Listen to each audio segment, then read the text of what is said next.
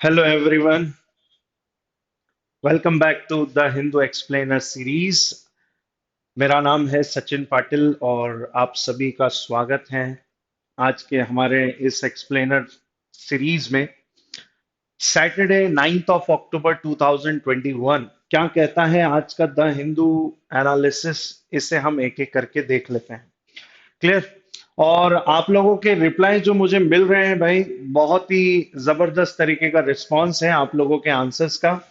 और आंसर्स आप लोग बिल्कुल सही कर रहे हैं, इसमें कोई दो राय है नहीं, है ना। तो इसी तरीके से आप लोग बिल्कुल इसी तरीके का कॉन्सेप्ट बिल्कुल बना करके रखिएंगे क्लास में, क्योंकि जब आप एनालिसिस करते हैं तो आपका खुद का मन होता है कि हम आंसर्स प्रोवाइड करें या रिस्पॉन्स करें किसी भी टीचर को, या कभी भी हम स्टडी करते हैं तो उसमें इस तरीके का एनवायरनमेंट होना चाहिए।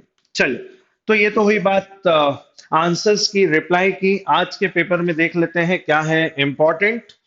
तो देख रहे हैं, आपको कल एक न्यूज में बहुत चर्चा में था कि भाई कि टाटा जो कंपनी है ना, रतन टाटा जिसके ऑनर हैं, टाटा सन्स के द्वारा अ, घाटे में चल रही एक एयरलाइंस को इन्होंने फाइनली खरीद लिया है। इसके सारे स्टैक को खरीद लिया है, ये यहाँ पे मेंशन किया गया है। क्लियर। अब यहाँ पे वो एयरलाइंस कौन सी है, तो इंडियन एयरलाइंस का आपने नाम सुना है, ये इसका सिंबल है, आप देख सकते हैं।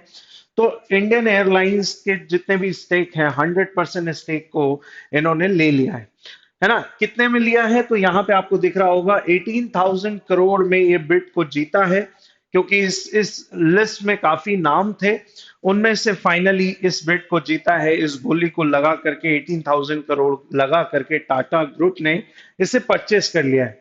क्लियर। अब टाटा में भी किसके द्वारा किया गया है, तो टाटा के द्वारा, टाटा सन्स की ही एक सब्सिडरी है जिसका नाम है टेलेस प्राइवेट लिमिटेड के द्वारा इस ऑर्डर को लिया गया है।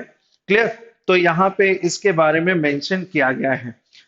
इसके बाद में हम बात करें तो इंडिया चाइना जो पेट्रोल फेस ऑफ देखने को मिला है, कौन से वाले रीजन के अंदर, तो तवांग रीजन के अंदर देखने को मिला है।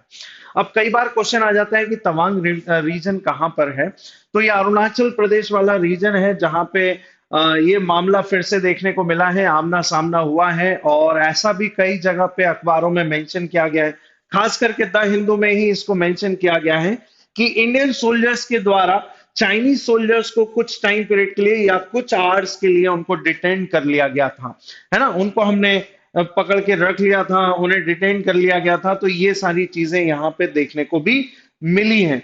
तो ये मामला आज से नहीं, काफी लंबे समय से चल रहा है। आप सभी को पता ही है, गलवान वैली वाला रीजन, उसके बाद में हॉट स्प्रिंग वाला रीजन, पैंगोंग सो लेक वाला रीजन, एलएसी वाला जितना भी एरिया है, वो सिक्किम वाले रीजन में भी हमें यही देखने को मिला था 2017 में, जिसको हम डोकलाम इशू के नाम से भी जानते हैं। देन इसके बाद में फिर हमें लास्ट वीक इस तरीके का हमें फेस ऑफ देखने को मिला है। तो यहाँ पे इस आर्टिकल को कवर अप किया गया है ना। फिर यहाँ पे आप देख सकते हैं, डिस्प्ले में आपको दिख रहा होगा कि जो जैगवार फाइटर जेट प्लेन है, ये अपने कर्तव्य दिखा रहे हैं। ऐसा पिक्चर में आपको इसलिए दिख रहा है बिकॉज क्योंकि 89th इंडियन एयरफोर्स जो एनिवर्सरी है उसको सेलिब्रेट किया गया, क्योंकि कल 8 ऑफ अक्टूबर को एनिवर्सरी थी एयरफोर्स की। और ये कहाँ पे आपको देखने को मिल रहा है, तो हिंडन एयर बेस पे गाजियाबाद उत्तर प्रदेश में आपको इस तरीके का एयर शो देखने को मिलेगा। क्लियर। तो ये चीजें हैं, इसके बारे में यहाँ पे देखने को मिला है। और यहाँ पे आप देख सकते हैं, ये आर्टिकल वैसे तो काम का नहीं है, लेकिन फिर भी देख लीजिए भाई कि जो डिजिटल डिवाइड है, ये पैंडामिक के टाइम पीरियड में हमें देखने को मिला है। तो ये डिजिटल डिवाइड यानी यहाँ पे क्या बात हो रही है वो सुन लीजिए। आप सभी को पता ही होगा कि कोविड जैसी भारत में आया, एंटर हुआ, तो सबसे पहले एजुकेशन सिस्टम पे असर देखने को मिला। और उसमें बहुत सारे ऐसे स्कूल थे, बहुत सारे ऐसे सेंटर्स थे जिन्होंने डिजिटलाइज तरीके से अपने क्लासेस को कंडक्ट कराया, है ना। और घर पर बैठ करके उन स्टूडेंट्स ने, उन बच्चों ने उन्हें डिजिटली तरीके से अटेंड किया। लेकिन ऐसा उतने ही लेवल पे हमें देखने को मिला जो इन सारी चीजों को अफोर्ड कर सकते हैं, यानी laptop, computer, mobile, even internet system से भी वो अफोर्ड कर सकें, वो ही बच्चों ने इस तरीके के सिस्टम को डिजिटली तरीके से अटेंड किया। लेकिन दूसरे हिस्से की हम बात करें कि ऐसे कई सारे परिवार हैं जो इस तरीके के चीजों का अफोर्ड नहीं कर सकते हैं, उन वो इस स्कूल के इस एजुकेशन डिजिटली डिवाइडेशन की वजह से वो अटेंड नहीं कर पाए। इवन कई बच्चों ने तो अपना स्कूल से नाम भी वापस ले लिया और वो अपने काम धंधों की तरफ वापस से लग गए। ये सारी चीजें देखने को मिली है। तो इसमें सुप्रीम कोर्ट ने ये कहा है स्कूल से कि अब जैसे जैसे कोविड का असर देश के अंदर कम होते हुए दिख रहा है, उस चीज को देखते हुए इन्होंने यहां पे कहा है कि भाई उन स्कूल्स को ये फोकस होना चाहिए कि अब क्योंकि डिजिटली प्लेटफॉर्म भी हमें फोकस करना पड़ेगा, क्योंकि ऑफलाइन तो अपनी जगह है ही है, साथ में डिजिटली तरीके से ऐसे बच्चे जो इन सारी चीजों को अफोर्ड नहीं कर पाते हैं, उनके लिए ऐसे प्रोग्राम उनके स्कूल्स के अंदर लॉन्च किए जाएं ताकि वो डिजिटली तरीके से कंप्यूटर, लैपटॉप के बारे में जान सके और उन पर वो स्टडी कर सके। तो यहाँ पे ये चीज कही गई है कि ग्रोइंग द डिजिटल डिवाइस हमें ये देखने को मिला है पैंडेमिक के टाइम पीरियड में। क्लियर? चल आगे बढ़ते हैं हमारे न्यूज़पेपर पे। तो यहाँ पे आपको एक हिस्से में दिख रहा होगा, साइड में दिख रहा होगा कि मोदी और किशिदा यानी Indian prime minister Narendra Modi की बात हुई है टेलीफोनिक तरीके से। किससे हुई है? तो फुइमो जो किशिदा है यानी newly elected prime minister of the Japan, 100 number के ये जापान के प्राइम मिनिस्टर इलेक्ट हुए हैं। तो इनके बीच में ये बातें हुई हैं बायलेटरल रिलेशन को लेकर के, military and economic force the Indo Pacific region को लेकर के यहाँ पे बातें हुई हैं। आप सभी को पता ही है कि 2007 में इस प्रकार का कॉन्सेप्ट जो है इंडो पैसिफिक रीजन को सिक्योर करने के लिए सिक्योरिटी डायलॉग यानी क्वाड का इनिशिएटिव लेकर के आने वाले जो प्राइम मिनिस्टर थे वो शिंजो अबे, वहां के 98 नंबर के प्राइम मिनिस्टर।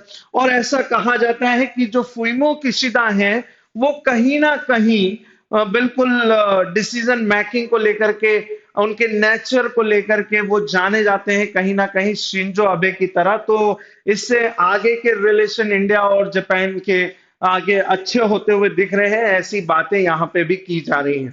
क्लियर?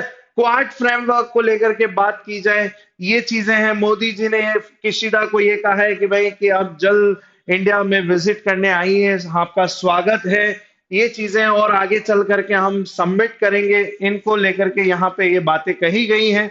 इसके बाद में ये भी कहा गया है कि जापान और इंडिया के जो रिलेशन है उसको 70 साल पूरे होने जा रहे हैं। तो एनिवर्सरी, 70th एनिवर्सरी इस्टेब्लिशमेंट जो एनिवर्सरी है डिप्लोमेटिक तरीके से बिटवीन इंडिया एंड जापान, उसको लेकर के हम सेलिब्रेट करना चाहते हैं। यहाँ पे ये बात कही गई है। Green technology, digital health care की बात की गई है, एनहांसमेंट की बात की गई है, कनेक्टिविटी को लेकर के यहाँ पे बात की गई है। तो बहुत सारे बायलेटरल रिलेशन है जिसको इन दोनों के देश के बीच में यहाँ पे देखा जा रहा है फ्यूचर में। तो इसके बारे में इवन ये भी बात की गई है कि यहाँ पे चाइना को भी ये देखा जा रहा है उसी पर्पज से जिस तरीके से हम देख रहे हैं। कहीं ना कहीं जापान भी इस चीज को जानता है कि साउथ चाइना सी रीजन में क्या चल रहा है, चाइना किस तरीके से अग्रेसिवली तरीके से काम कर रहा है। इवन ताइवान और चाइना का जो देखने को मिल रहा है अभी कॉन्फ्लिक्ट, उसमें ताइवान का जो एयर डिफेंस फ्लाई जोन है वहां पर किस तरीके का चाइना का इंकर्जन चल रहा है। तो यहाँ पे इस मुद्दे को लेकर के बात की जा रही है। क्लियर? तो आगे बढ़ते हैं। इसके अलावा इस पेज में कोई खास नहीं है। एक ये आर्टिकल यहाँ पे दिया गया है, मैंने इसको हाईलाइट कर रखा है कि जो संयुक्त किसान मोर्चा है SKM, इनके स्पोक्स पर्सन, इनके लीडर ने कहा है कि भाई यदि किसी ना किसी तरीके से उत्तर प्रदेश ने यदि एक्शन नहीं लिया उन किसानों की मौत को लेकर के, क्योंकि इसमें बहुत बड़ा नाम भी क्योंकि आ रहा है, क्योंकि यहाँ पे इन्वॉल्वमेंट है आशीष कुमार मिश्रा जो कि बेटे हैं minister of state union ministry के अंडर में, जो कि होम अफेयर्स डिपार्टमेंट देख रहे हैं, अमित शाह के अंडर में है। तो यहाँ पे उनकी बात की जा रही है। तो यहाँ पे ये कहा गया है कि यदि गवर्नमेंट यदि किसी भी तरीके का एक्शन 11 अक्टूबर तक नहीं लेती है तो हम बहुत बड़ा पूरे देश भर में यहाँ पे मोर्चा करने जा रहे हैं, रेल रोको अभियान, ये बातें की जा रही हैं, है ना। बहुत जगह घेराबंदी करने की बात की जा रही है 12 अक्टूबर को। और एक और चीज यहाँ पे कही जा रही है कि उन 4 किसानों की शहादत को शहीद किसान दिवस 12 अक्टूबर के दिन हम सेलिब्रेट करेंगे। तो यहाँ पे ये सारी चीजों को रखा जाएगा, मुद्दा रखा जाएगा लगभग, जिसमें 20,000 जो संयुक्त किसान मोर्चा के संगठन के किसान भाई हैं वो जाकर के यहाँ पे धरना देने वाले हैं। तो 12 अक्टूबर बहुत ही पेचीदा मामला होने वाला है, इस चीज को लेकर के यहाँ पे कहा गया है भाई। फिर वापस से आप देख सकते हैं कि किस तरीके का एक्शन प्रो हमें इंडियन एयरफोर्स का देखने को मिला है। यहाँ पे आप देख सकते हैं अलग अलग चॉपर के, फाइटर जेट प्लेन के तहत, फिर उसके बाद ट्रांसपोर्ट एयरक्राफ्ट के तहत, ये सारी चीजें हमें अलग अलग पिक्चर में देखने को मिल रही। क्लियर। फिर से मैं बता रहा हूँ 89th एयरफोर्स डे की यहाँ पे हम बात कर रहे हैं। यहाँ पे फिर एक साइड में एक आर्टिकल दिया हुआ है कि यहाँ पे जो कहा जा रहा है कि भाई कि इस बार पराली का जो पॉल्यूशन है जिसको किसान जलाते हैं, जिससे बहुत सारा एयर पॉल्यूशन देखने को मिलता है, वो इस बार हमें कम देखने को मिलेगा। एयर क्वालिटी पैनल एक्सपेक्ट कर रही है कि रिड्यूस द स्टबल बर्निंग, क्योंकि इस बार हमें कम देखने को मिल सकता है कि अलग अलग राज्यों में उसका परसेंटेज देखा शो किया जा रहा है कि भाई कि इस बार हमें ये चीजों में कमी देखने को मिलेगी। चलिए आगे बात कर लेते हैं भाई। जर्नलिस्ट हैं, 2 नाम आए हैं, आप सभी को पता ही है कि ये पूरा week Nobel prize announcement week चल रहा है और फाइनली 5th नंबर का प्राइज को लेकर के भी अनाउंसमेंट हो चुका है पूरे दुनिया में। यहाँ पे 2 जर्नलिस्ट के नाम दिए गए हैं, एक फिलीपींस से बिलोंग करते हैं, एक रशिया से, जिनको पीस का नोबेल प्राइज दिया जाएगा। और वो 2 नाम कौन से हैं? तो जर्नलिस्ट मारिया रेसा जो है फिलीपींस की हैं, और दूसरे हैं दिमित्री मुराटोव जो कि रशिया के जर्नलिस्ट हैं। इनको 2021 के नोबेल प्राइज के लिए नॉमिनेट किया गया है। और 10 दिसंबर को फिर से वही चीज, 10 दिसंबर को अल्फ्रेड बर्नार्ड जी के डेथ एनिवर्सरी के दिन ये दिया जाएगा, ये नोबेल प्राइज, है ना। आप लोगों को आप कमेंट बॉक्स के अंदर बताना है भाई कि कितनी फील्ड में नोबेल प्राइज दिया जाता है, क्योंकि 2 से 3 बार ये रिपीटेशन हो चुका है क्लास के अंदर। क्लियर। तो यहां पे ये बातें रखी गई हैं। आगे बात कर लेते हैं, केशिदा के बारे में ही यहां पे मेंशन किया गया है। और एक छोटा सा आर्टिकल यहाँ पे आपको देखने को मिलेगा। यहाँ पे गोयल साहब ये कह रहे हैं, commerce and industry minister Piyush Goyal ये कह रहे हैं कि भाई कि रीनेगोशिएशन किया जाएगा India Asian free trade agreement को लेकर के। जिस तरीके का चाइना का मैन्युफैक्चरिंग वाले पार्ट में या ट्रेड वाले पार्ट में जिस तरीके से अग्रेसिवली एक्शन देखने को मिल रहा है, उसी चीज को कम करने के लिए देखिए यहाँ पे क्या मेंशन किया गया है, renegotiation of the Indian-ASEAN Free Trade Agreement to prevent its misuse by the third party involvement की यहाँ पे बात की जा रही है। मतलब थर्ड पार्टी, आप समझ जाइए कि यहाँ पे किसका इशारा करते हुए। तो ये free trade agreement Asian nation के साथ में ये मिलकर के करना चाह रहे हैं। आज से 2 क्लास पहले मैंने आपको बताया था एशियन के बारे में पूरा, तो जल्दी से आप लोग मुझे बता रहे हैं एशियन जो ग्रुप है किस डिक्लेरेशन के तहत बनाया गया था और इसमें कितनी मेंबर्स कंट्री आती हैं। तो यहां पे बात की जा रही है कि इंडिया एक्सपोर्ट जो है, जो 2010 का जो ऑपरेशनलाइज सिस्टम था, इसको रीनेगोशिएट किया जाएगा और वापस से free trade agreement between India and Asian group, जिसको फ्री ट्रेड एग्रीमेंट कहा जाता है। अब आप लोग के दिमाग में आ रहा होगा कि ये फ्री ट्रेड एग्रीमेंट होता क्या है। तो फ्री ट्रेड एग्रीमेंट जो है वो ये है कि किसी भी एक तरीके का कस्टम ड्यूटी नहीं लगाई जाएगी जब दो देश आपस में या इनके बीच में जब किसी भी प्रकार का ट्रेड होगा। और यदि कस्टम ड्यूटी होगी भी तो बिल्कुल न के बराबर टैरिफ फ्री या नॉमिनल टैरिफ के साथ में एक दूसरे को ये प्रोडक्ट सेल करेंगे या एक्सपोर्ट इंपोर्ट करेंगे। ठीक है, तो यहाँ पे ये चीजें बताई गई हैं। और उसके बाद में एडिटोरियल पेज में मुझे ऐसा कुछ खास दिखा नहीं। ये वाला कहा जा रहा है राइटर के द्वारा, अश्विनी के राय के द्वारा, reflections on the quasi federal democracy की यहाँ पे बात की जा रही है कि इंडिया का जो सिस्टम है वो क्वाजी फेडरल है ना। ना तो पूरे तरीके से यूनिटरी है और ना ही पूरे तरीके से फेडरल है। और ये दोनों का कहीं ना कहीं बीच का पाथ है जिसको कहा जाता है क्वाजी फेडरल। क्योंकि कहीं ना कहीं कुछ सिस्टम को लेकर के यूनिटरी चले जाता है तो कहीं ना कहीं ये फेडरल को बता देता है। तो इन चीजों को मिलाकर के यहाँ पे इस सिस्टम के बारे में कही गई है। आप सभी को सेवन शेड्यूल तो पता ही होगा। सेवन शेड्यूल क्या बोलती है कि कुछ सब्जेक्ट्स हैं जिनको डिवाइड किया गया है कि कुछ स्टेट के अंदर सब्जेक्ट्स आएंगे। 61 सब्जेक्ट हैं जो स्टेट लिस्ट के अंदर आते हैं। क्लियर। इसके बाद में 52 जो सब्जेक्ट्स हैं वो कॉन्करेंट लिस्ट में आते हैं, यानी दोनों ही मिलकर के उस पर क्या बनाएंगे, कानून बनाएंगे। लेकिन जब बात कॉन्फ्लिक्ट की आ जाती है कि किसी सब्जेक्ट को लेकर के दोनों के बीच में कॉन्फ्लिक्ट हो गई हो, तब वहां पे जो मेन जो पार्ट है वो किसके कंट्रोल में आ जाता है, किसी रूल के रेगुलेशंस को लेकर के। तो वहां पे सेंट्रल के पास में वो पावर आ जाती है ना। लगभग कुछ 100 सब्जेक्ट्स के आसपास में जो सब्जेक्ट हैं वो सेंट्रल लिस्ट के अंदर आते हैं। तो कहीं ना कहीं यूनिटरी भी हमें देखने को मिलती है, कई जगह पे हमें स्टेट के पास में भी पावर देखने को मिलती है ना। बाइकैमरल सिस्टम है हमारे यहाँ पे, लोकसभा राज्यसभा सिस्टम है। उसी तरीके से अमेंडमेंट भी हमारे देश के अंदर बहुत देखने को मिले हैं। और अमेंडमेंट भी इस तरीके से कि कई बार तो ऐसा होता है कि उसमें किसी भी तरीके का स्टेट का कंट्रीब्यूशन नहीं हो पाता है। जैसे एग्रीकल्चर ही ले लीजिए, एग्रीकल्चर स्टेट का मैटर है, लेकिन जब फार्म बिल आया तो फार्म बिल सेंट्रल गवर्नमेंट ने किस तरीके से पार्लियामेंट के अंदर फटाफट पास कर दिया और उसे एक्ट बना दिया।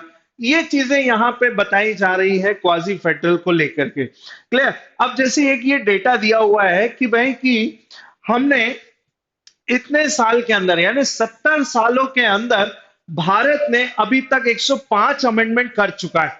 क्लियर। कितने सारे बिल लाए गए और बिल लाने के बाद में 105 टाइम्स हमने अमेंडमेंट एक्ट कर चुके हैं या कॉन्स्टिट्यूशन के अंदर हमने अमेंडमेंट कर लिया। लेकिन वही बात जब फेडरल सिस्टम की हो, अमेरिका की यहां पे बात की गई है, यूनाइटेड स्टेट को कंपेयर किया है हमारे सिस्टम के साथ में, तो यहां पे कहा जा रहा है कि 250 सालों के अंदर, क्योंकि इसका कॉन्स्टिट्यूशन बहुत पहले आ चुका था, है ना। तो 250 साल के अंदर यहां पे इन्होंने अभी तक अपने कॉन्स्टिट्यूशन में लगभग 27 टाइम्स ही अमेंडमेंट किए हैं। तो इससे ही ये चीजें समझ में आ जाती है कि क्या चल रहा है। तो ये सारे मैटर को इन्होंने बताया है क्वाजी फेडरल सिस्टम के तहत। क्लियर। फिर यहाँ पे बात की गई है भाई प्राइज को लेकर के, नोबेल प्राइज जो कि हम हर रोज कवर कर रहे हैं, ये चीजें बताई गई हैं, ये चीजें बताई जा रही है। क्लियर। तो नोबेल प्राइज हम लोग देख चुके हैं इसके अंदर। आगे बात करते हैं। अब हमारी स्लाइड को लेकर के बात कर लेते हैं भाई कि क्या है आज के पेपर में special. Clear.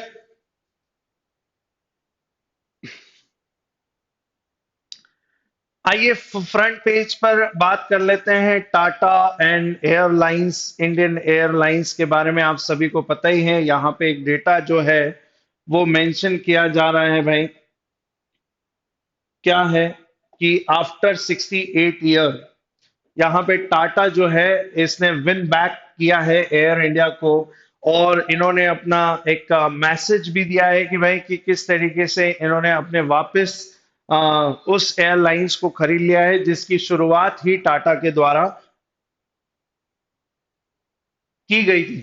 68 year, after 68 years tata buy back air Indian airlines with 18 crore thousand. Clear. तो यहां पे मैटर देख लीजिए भाई, यहां पे डेटा भी मेंशन किया गया है। 1932 में जेआरडी जमशेदजी टाटा के द्वारा pilot Tata airlines the inaugural flight of the Karachi to Bombay, मतलब इनको ये अप्रूवल मिल चुका था, लाइसेंस मिल चुका था। 1946 में Tata airlines become the public company बनी है, फिर उसके बाद में जिसको रीनेम किया गया एयर इंडिया लिमिटेड के द्वारा। क्लियर। फिर उसके बाद में 1948 मतलब आफ्टर इंडिपेंडेंट गवर्नमेंट ने टाटा एयरलाइंस के 49% जो स्टेक हैं उसको ले लिया। 1953 में गवर्नमेंट ने इसे नेशनलाइज किया और इसे एयर इंडिया कर दिया। क्लियर। फिर आए 2007 में Air India merge with the Indian Airlines और operate only the domestic routes. Clear. ये मर्ज हो गया। उसके बाद में बात करें 2012 से गवर्नमेंट अप्रूव कर चुकी है 30,000 करोड़ के आसपास का बेल आउट पैकेज, क्योंकि ये उसके बाद से लॉस में जाने लगी। क्लियर। 67,000 करोड़ का डेप्थ इसके पास में हो गया। क्लियर। आगे फिर 2018 में जब ये पानी सर से ऊपर निकल गया तो फिर गवर्नमेंट ने कहा कि भाई कि इसकी हम बोली लगा रहे हैं, बिल्ड लगा रहे हैं, और इसमें ये कहा गया कि इसके 76% के जो स्टेक हैं वो कोई भी खरीद सकता है, वो यहां पे मेंशन किया गया है। इसके बाद हम बात करते हैं जनवरी 2020 में ये चीज को बढ़ा करके गवर्नमेंट ने फिर फाइनली 100% इसको कर दिया कि government launches a second attempt, this time offer किया बाकी की फिर कंपनीज को कि भाई कि अब आइए, इसको आप 100% तरीके से आप इसके पूरे स्टेक को ले सकते हैं, जिसमें कुछ नाम भी निकल करके आए थे भाई, है ना। कुछ यहाँ पे मेंशन भी किया गया है, यहाँ पे आप देख सकते हैं कि इसके लिए जो बोली है अजय सिंह के द्वारा लगाई गई थी 15,100 करोड़ के आसपास में इसके ऊपर बोली लगा चुके थे, है ना।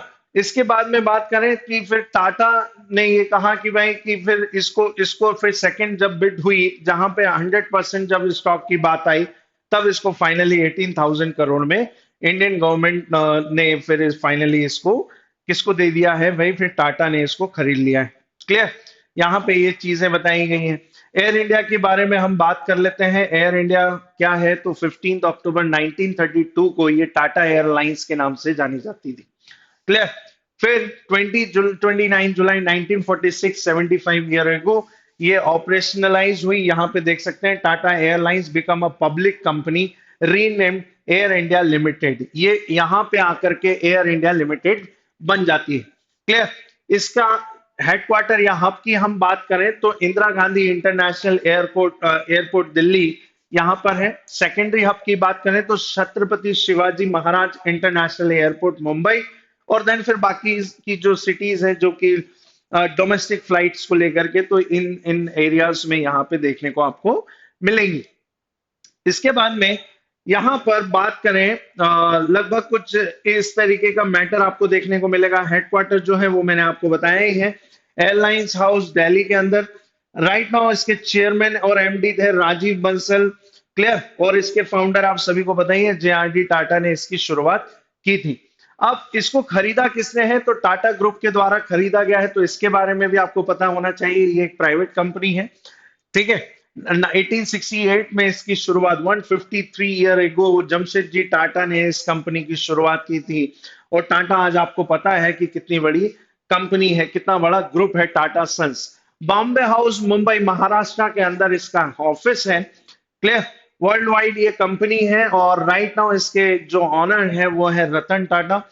और चेयरमैन कई बार एग्जाम में पूछ लिया जाता है कि टाटा सन्स के चेयरमैन राइट नाउ कौन है, तो नटराजन चंद्रशेखरन राइट नाउ इसके चेयरपर्सन है। अभी आज से कुछ समय पहले आप सभी लोगों ने सुना होगा कि एनक्लैड के अंदर इस कंपनी को लेकर के मैटर चल रहा था, क्योंकि साइरस मिस्त्री कुछ समय पहले एन नटराजन चंद्रशेखरन से पहले टाटा सन्स के ये चेयरपर्सन हुआ करते थे, लेकिन उनको सडनली वहां से उस पोस्ट से हटाया गया। तो उन्होंने इस चीज को लेकर के पिटीशन फाइल की एनक्लेट के अंदर, और ये मामला फिर वहां पे चला। क्लियर। इसके बाद हम बात करें रेवेन्यूज की, तो 106 बिलियन यूएस डॉलर के आसपास इसकी रेवेन्यू है। ये 2020 तक का ये डेटा है। क्लियर। जिसमें टाटा सन्स की ऑनरशिप 66% के अंदर यहाँ पे है।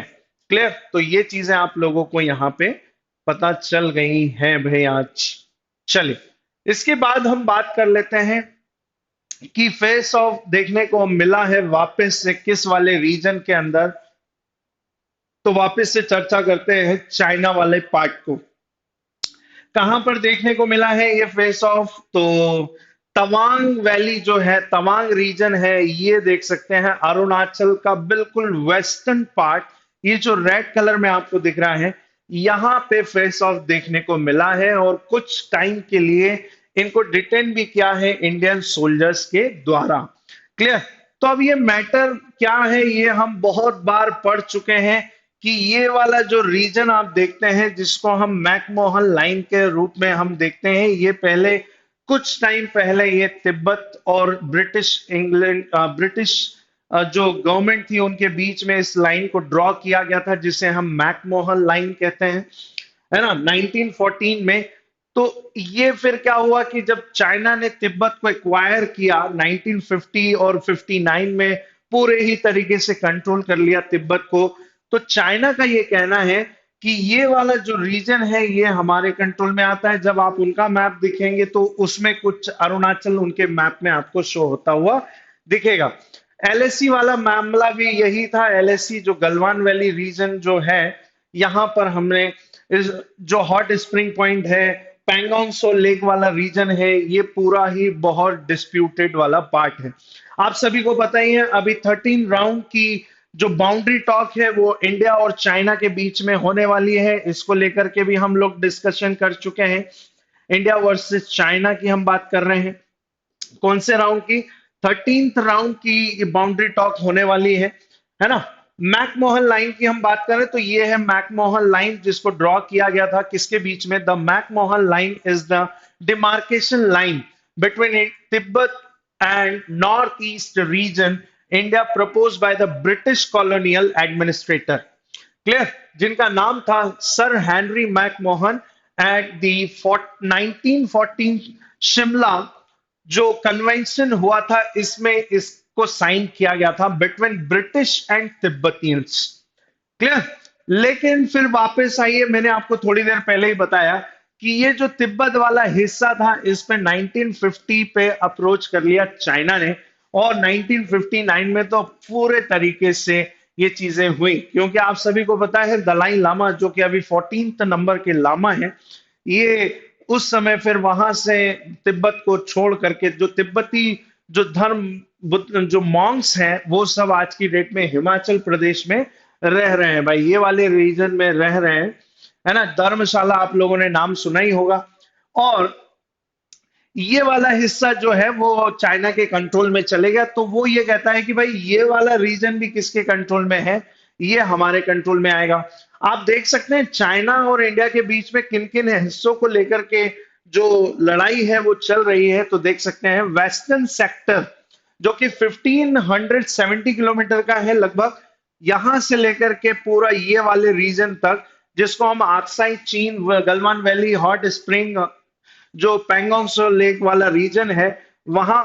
फिर इसके बाद में आता है सेंट्रल सेक्टर जो कि 545 किलोमीटर के आसपास का हिस्सा है, ये आ जाता है आपका हिमाचल प्रदेश और उत्तराखंड वाला रीजन।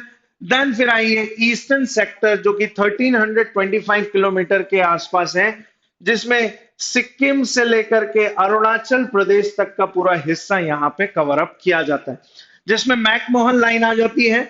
और ये वाले हिस्से की बात करें तो एलएसी वाला रीजन यहाँ पे आ जाता है, line of actual control. Clear.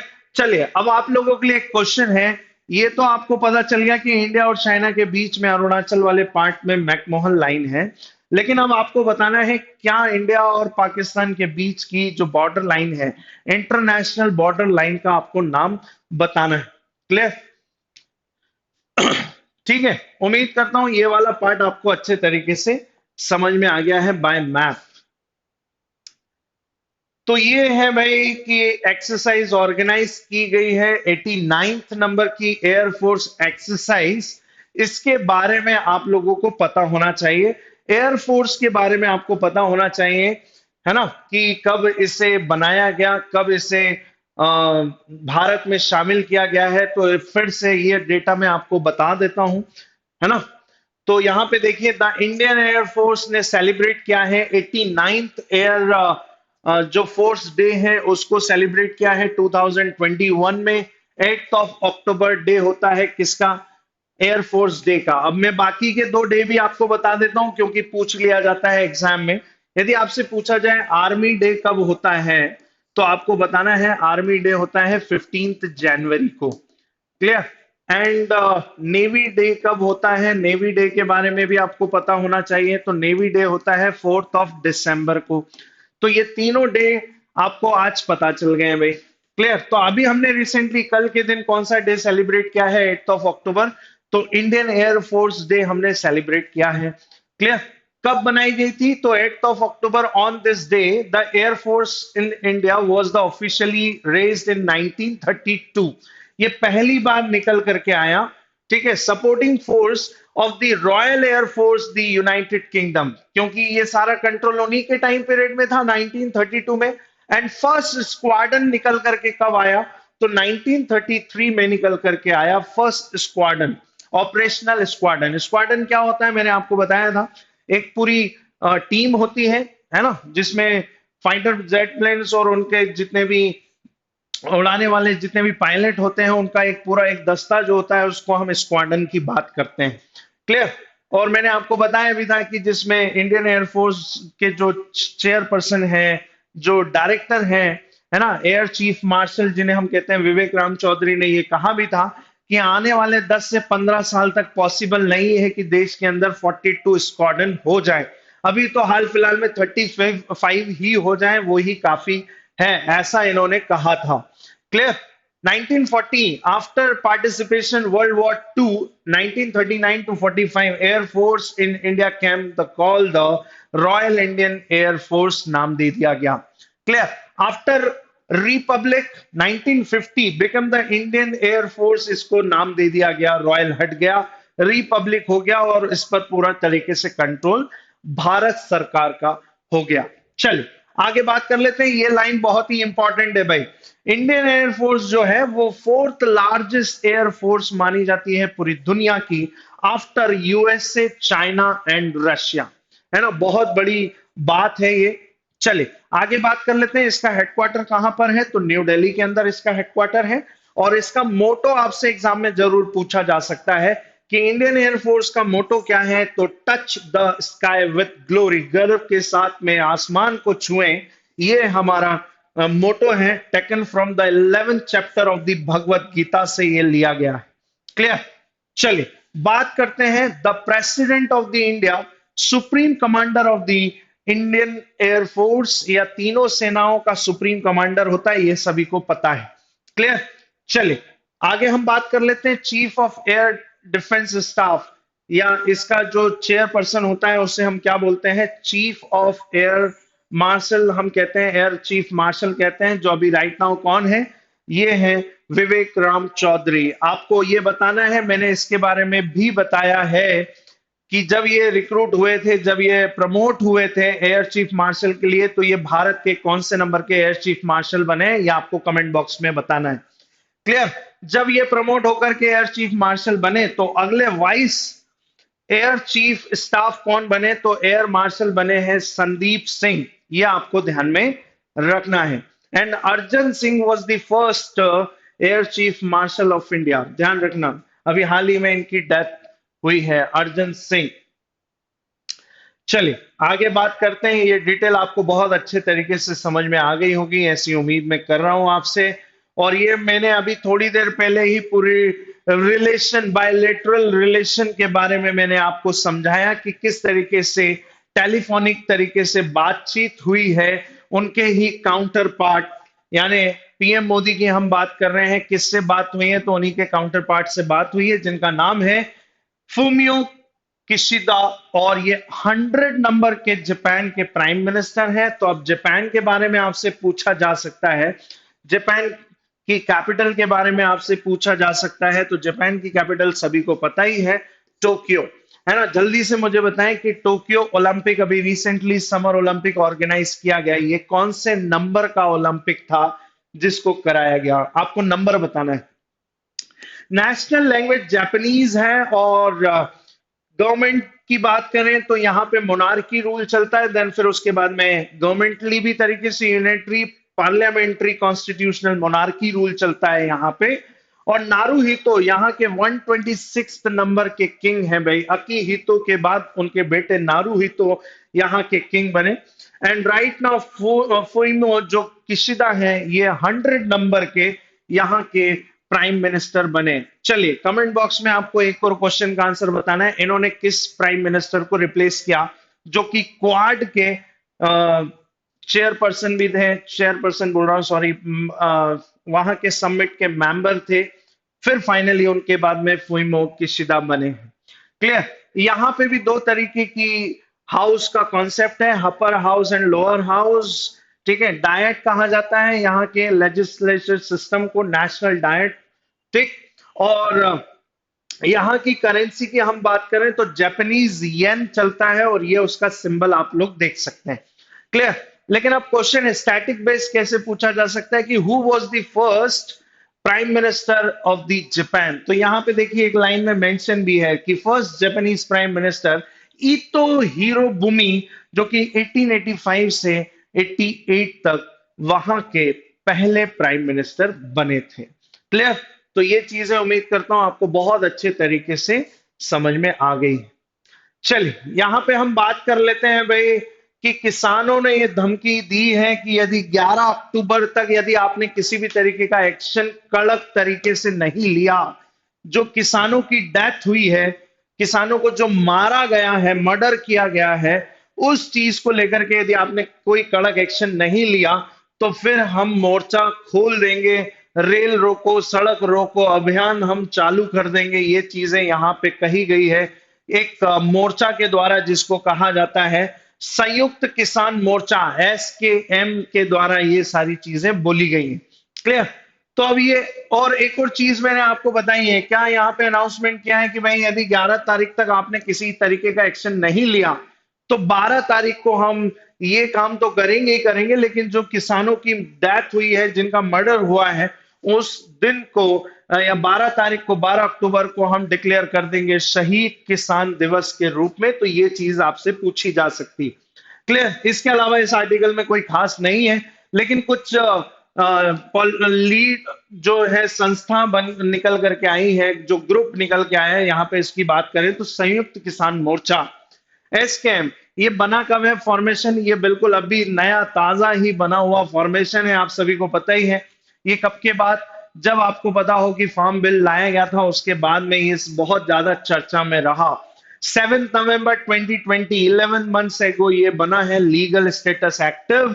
और पर्पस क्या है, United front of farmers unions की यहाँ पे बात करते हैं कि जब किसानों के अगेंस्ट में इस तरीके के काम होंगे तो संयुक्त किसान मोर्चा उनके खिलाफ खोल दिया जाएगा भाई। ऑल इंडिया किसान संघर्ष कोऑर्डिनेशन कमेटी, ये सारी चीजें हैं। फिर उसके बाद में आपने सुना होगा एक भारतीय किसान संघ है जिसमें पूरे देश के किसानों का अपना एक संघ है जिसको बहुत पहले बनाया गया था। 4 मार्च 1979, 42 साल पुराना ये एक्टिव ग्रुप है ना, किसान संघ है जिसका अपना खुद का हेडक्वार्टर है न्यू दिल्ली।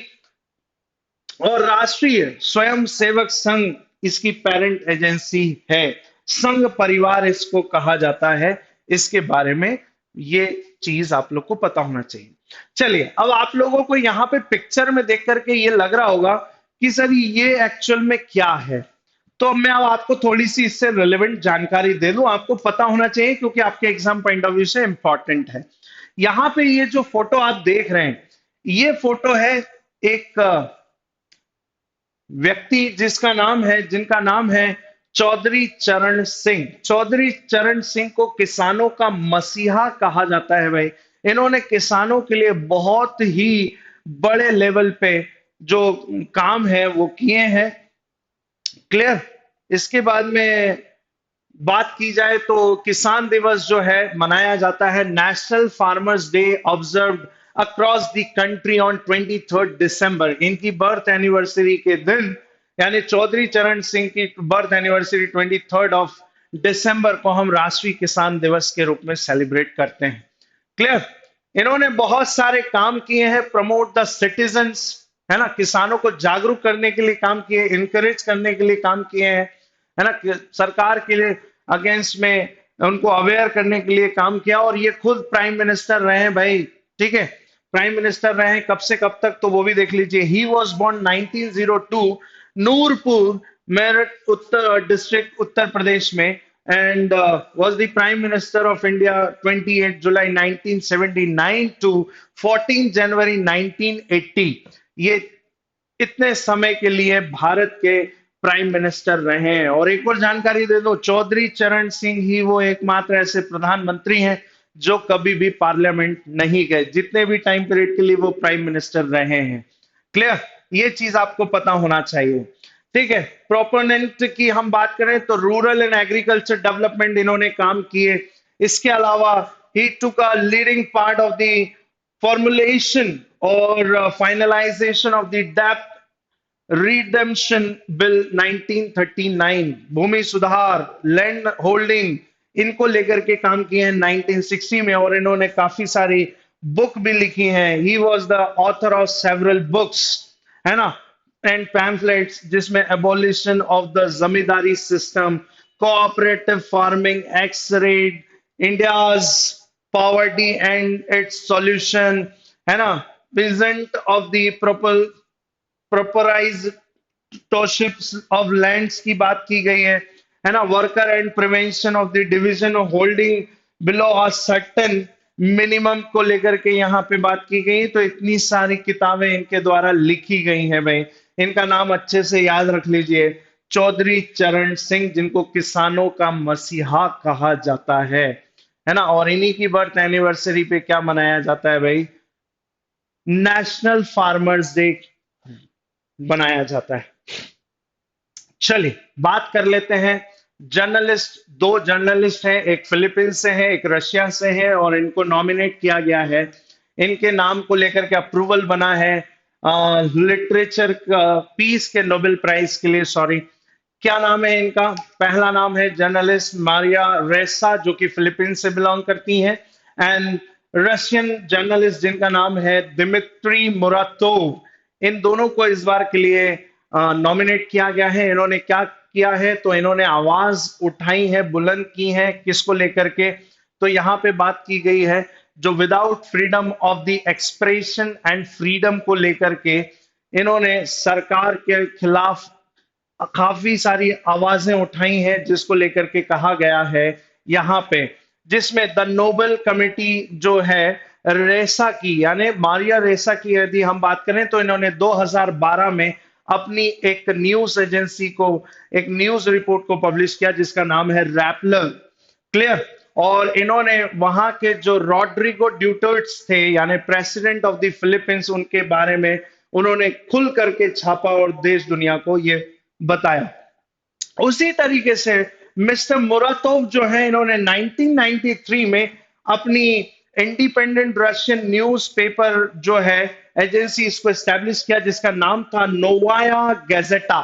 ठीक है, इसको बनाया और इन्होंने भी खुल करके छापा, आप सभी को पता है, व्लादिमीर पुतिन के बारे में। और इन्होंने बिना किसी हिचकिचाहट के, यानी मैं बात कर रहा हूं किसके, एक्सप्रेशन और एंड फ्रीडम की हम बात करें, तो उसके खिलाफ इन्होंने काम किया है, मतलब सरकार के खिलाफ आवाजें उठाई हैं, जिसको लेकर के नोबेल फाउंडेशन के द्वारा इन दोनों को 2021 का नोबेल प्राइज दिया गया है।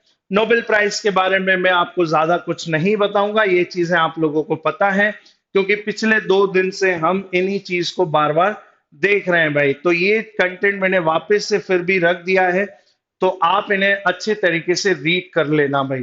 क्लियर, क्योंकि काफी नए नए एस्पिरेंट्स हमारे साथ डेली जुड़ते हैं, तो वो प्लीज इन्हें देख सकते हैं। क्लियर, तो आज के द हिंदू एनालिसिस में इतना ही था। इसके बाद फिर मिलेंगे अगले एक्सप्लेनर सीरीज में। Thank you everyone and have a nice day to all.